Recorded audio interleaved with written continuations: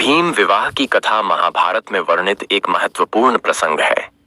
यह कथा पांडवों के वनवास के दौरान घटित होती है और भीम तथा हिडिंबा के विवाह से संबंधित है। भीम और हिडिंबा की कथा। जब पांडव लाक्षागृह से बचकर जंगल में भटक रहे थे, तब वे एक घने वन में पहुंचे। उसी वन में एक राक्षस हिडिंब और उसकी बहन हिडिंबा रहते थे।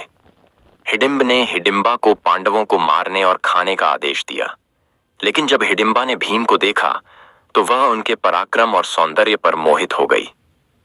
हिडिंबा ने अपने भाई की आज्ञा का पालन न करते हुए भीम को इस खतरे से सावधान किया और उनसे विवाह करने की इच्छा प्रकट की। लेकिन भीम युद्ध के लिए तत्पर थे। जैसे ही हिडिंब पांडवों पर हमला करने आया, भीम ने उससे घमासान युद्ध किया और अंततः उसे मार डाला। हिडिंबा भीम विवाह। हिडिंब की मृत्यु के बाद हिडिंबा ने माता कुंती और अन्य पांडवों से भीम से विवाह करने की प्रार्थना की। युधिष्ठिर और कुंती ने इस विवाह के लिए शर्त रखी कि भीम केवल कुछ समय तक उसके साथ रह सकते हैं और फिर उन्हें छोड़कर जाना होगा। हिडिंबा ने इसे स्वीकार किया और दोनों का विवाह संपन्न हुआ। घटोत्कच का जन्म।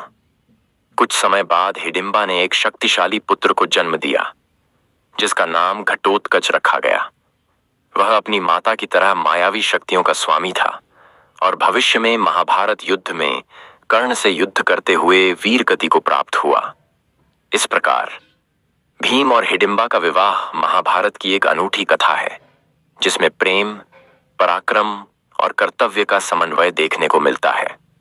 रिफल कुमार रिफल शर्मा को चैनल को सब्सक्राइब करें, लाइक करें, कमेंट करें, शेयर करना बिल्कुल ना भूलेगा।